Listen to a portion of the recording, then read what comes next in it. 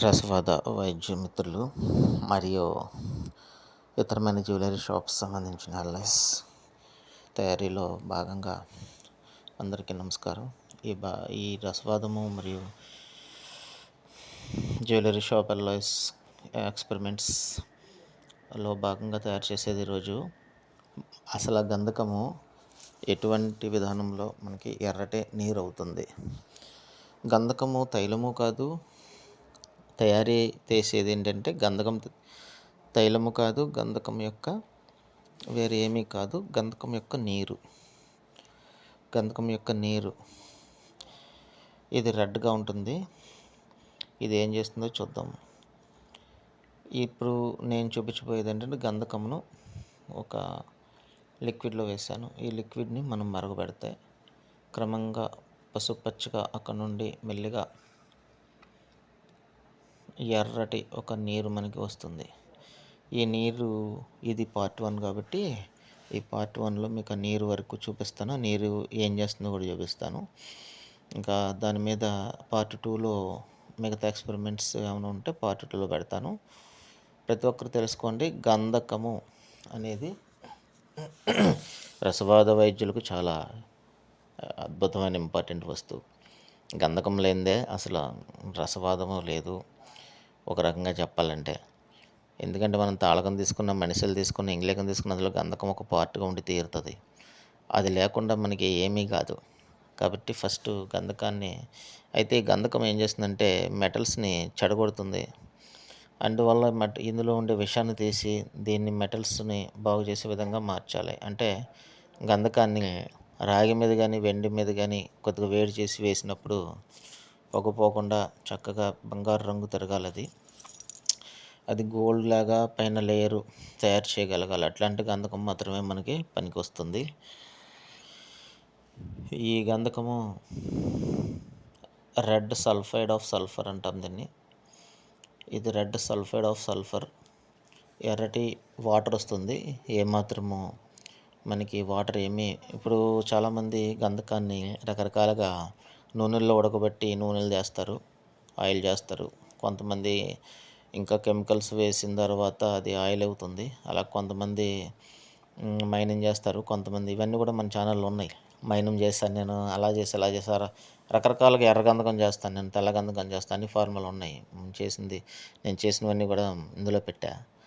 అయితే ఈ టైప్ గంధకము ఇది గంధకం యొక్క నీరు. ఇందులో జిగురు ఏమాత్రం ఉండదు. మనం చేతితో పట్టుకుంటే జిగురు ఉండదు. కొంతమంది కాస్టిక్ సోడా, కొంతమంది వేరే సోడాలు, కొంతమంది వేరే కెమికల్స్ వేస్ట్ చేస్తారు. అవన్నీ జిగురుగా ఉంటాయి ఆయిల్స్. అవి జారిన ఉండవు, మెటల్లోకి వెళ్ళవు, పైపైనే ఉంటాయి, కలర్ పైపైనే ఉంటుంది. ఇది అట్లా కాదు. ఇదేంటంటే మనకి చేతికి అంటుకోదు. చాలా మామూలు వాటర్ ఎట్లా ఉంటుందో ఇది కూడా అట్లానే ఉంటుంది. వైట్గా ఉండకుండా ఈ రెడ్ కలర్ వస్తుంది. దీంతో మనం ఏం చేయొచ్చు అనేటువంటి విషయాన్ని నెక్స్ట్ వీడియోలో కూడా చూపిస్తాను. ఇప్పుడు గంధకం ఉడుకుతోంది కదా, పైన రెడ్ పానీ వచ్చిందంటే ఎర్రటి లిక్విడ్ వచ్చింది. చాలామంది రసవాద ఫార్ములాలు తీసుకున్న వాళ్ళు ముందుకు పోతూ ఉన్నారు. తెల్ల గంధకము, కట్టు గంధకము, తెలుపు వెండిని గోల్డ్ కలర్లోకి మార్చేది, ఇలాంటివి చాలామంది చేసుకుంటూ ఉన్నారు కాస్ట్ పే చేసి. అయితే ముందుకు పోయే వాళ్ళు ముందుకు పోతూ ఉన్నారు. జాగ్రత్తగా ఆలోచించండి, ఏ వస్తువుతో ఏం చేయొచ్చు. నా ఫార్ములాని చాలా ఈజీగా ఉంటాయి.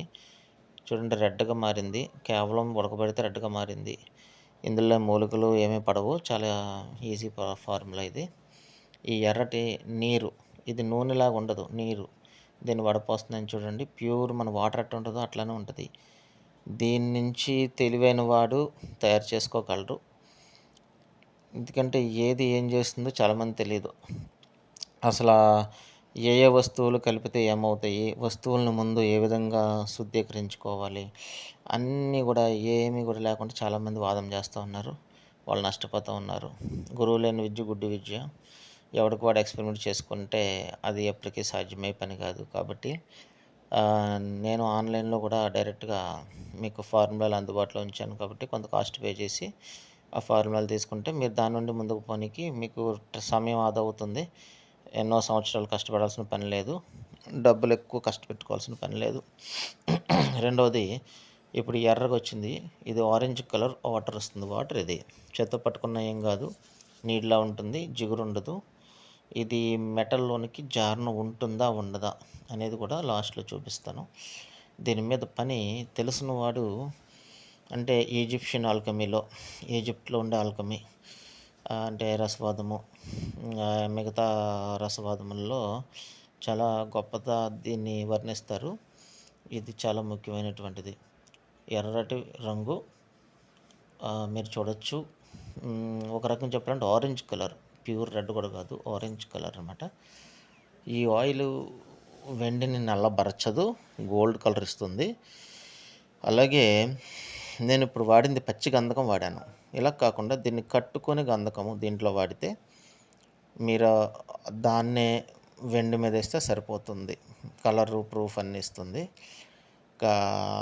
ఇది పచ్చి గంధకము జస్ట్ మీకు ఎడ్యుకేషన్ పర్పస్ నిమిత్తం చూపించాను. ఇంకా చాలామంది ఏవేవో కొంటా ఉన్నారు. ఆ వస్తువులు ఈ వస్తువులతో అవుతాయి. అసలు రసవాదం ఏ వస్తువుతో అవుతుంది, ఏ వస్తువులతో అవుతుంది అనేది మీకు ప్రారంభంగా మీకు తెలియాలి. ఆ వస్తువులను శుద్ధీకరించుకోవాలి. ఆ వస్తువుల్ని రసవాదపరంగా శుద్ధీకరించుకోవాలి, కట్టుకోవాలి. అన్ని పాషాణాలను కట్టేటువంటి కొన్ని ఆయిల్స్ నేను ఆల్రెడీ పెట్టాను. అలాంటి వాటితో కట్టుకుంటే మీకు అది జారణ ఉంటుంది. నా ఛానల్లో ఉన్నది ఏదైనా సరే జారణ ఉంటుంది, మెత్తగా ఉంటుంది, మెటల్ పగలగొట్టదు. ఇదే నా ఛానల్లో ఉండేటువంటి గ్రేట్నెస్. నేను కనిపెట్టినవన్నీ కూడా బుక్కుల్లో కావు, నా సొంతంగా ఎక్స్పెరిమెంట్ చేసినవి. అలాగే ఏ గురువులు నాకేం కూర్చోబెట్టి నేర్పినవి కావు. డబ్బులన్నీ వేస్ట్ చేసుకొని నేను ఎక్స్పెరిమెంట్ చేస్తూ ఉంటాను. సో ఇదొకటి. రెండవది, ఈ విధానాలు ఏవైతే ఉన్నాయో ఇప్పుడు ఈ వెండి రేకు తీసుకున్న అసలు ఇది జారణ ఉంటుందా, ఏం చేస్తుంది, నల్లబరుస్తుందా?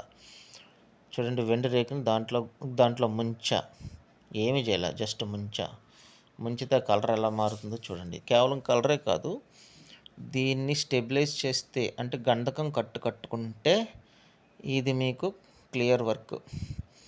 ఎందుకంటే కాస్టిక్తో చేసినా వేరేతో చేసినా మీకు జారణ ఉండదు. పైన కలర్ చూపిస్తుంది కానీ మీరు కరిగిస్తే లేదా గట్టిగా హీటింగ్ ఇస్తే అది జారణ ఉండదు. కానీ అది చాలా పలచగా ఉండటం వల్ల మెటల్లోకి జారణ ఉంటుంది. ఎక్కడైతే ముంచానో అంతవరకు చూడండి ఆయిల్ ఎంత చేస్తుందో వెండిని. చూడండి ఎట్లా చేస్తుందంటే ఈ ఆయిల్ కలరు ఎక్కడ బ్లాకిష్ లేదు కదా, మంచిగా గంధకం మొత్తం శుద్ధి అయిపోయింది.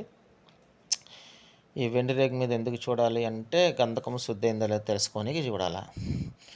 గంధకం పరిపూర్ణంగా శుద్ధి చెందితే వెండిని రాగిని ఏం చేస్తుంది, ఓకే, ఇది ఏం చేస్తుంది అనేది కొంచెం తెలివి ఉపయోగించి చూడండి. అందరిని ద్రాక్ష పుల్లన, కొంతమంది ఏదో డైమండ్కి వస్తా అని, కొంతమంది ఏదో అపరకమో, ఇవన్నీ ఓకే బాగానే ఉంటాయి. కానీ వాటితో చేయలేని వాళ్ళకి అనేక రకాల మార్గాలు ఉన్నాయి. అందులో ఒక మార్గము గంధకముతో ముందుకు పోయేటువంటిది. ఈ గంధకముతో ముందుకు పోయేది సూక్ష్మ విద్య. ఇది గురువు దగ్గర ఉంటుంది. వాళ్ళు మాత్రమే ఇస్తారు. అంటే నాకు తెలుసు కాబట్టి నేను ఇది చేస్తున్నాను. తెలియని వాళ్ళకి ఇది అంత ఈజీ కాదు, తెలుసుకున్న వాళ్ళకి ఈజీ. ఓకే, ఎవరైనా కావాలంటే ఫార్ములాలు కావాలంటే సంప్రదించండి. ఈ యొక్క ఎర్రటి ఆయిల్తో మనం దేన్ని సింధూరాలు నూరుకొని పొటాలు పెట్టుకున్నా, సింధూరాలు చేసుకున్న వస్తువులు నూరుకున్నా మీకు ఆ సింధూరాలు వెండి మీద వేసినప్పుడు రంగునిస్తాయి. ఇది రంగు ద్రవము, గంధకం యొక్క కలర్ ద్రవము. పరిపూర్ణంగా 24 క్యారెట్ రంగు ఇస్తుంది. మీకు ముంచినప్పుడు చూసారు కదా ఏ రంగు ఇస్తుందో, అది స్టెబిలైజ్ చేస్తే అదే రంగు ఇస్తుంది. ఇంకా నేను సెకండ్ పార్ట్లో దీంట్లో ఇంకా కలపాల్సినవి ఉన్నాయి, అవి కూడా కలుపుతాను. ఇది స్టెప్ 1. ఇక్కడికే మనం సక్సెస్ఫుల్గా వెండిని వేధించగలిగే ఒక రకమైన ఆయిల్ తయారు చేసాము. ఈ వెండిని వేధించగలిగి ఆయిల్ అంటే ఆయిల్ కాదు, వాటర్, జస్ట్ సల్ఫర్ యొక్క గంధకం యొక్క క్రియ. చూడండి కలరు 24 క్యారెట్లు. గంధకం లేనిదే వర్ణం లేదు, వన్నె లేదు. గంధకం లేనిదే ప్రకృతి లేదు. ఎందుకంటే గంధకం పార్వతి కాబట్టి ప్రకృతి లేనిదే వర్ణం లేదు.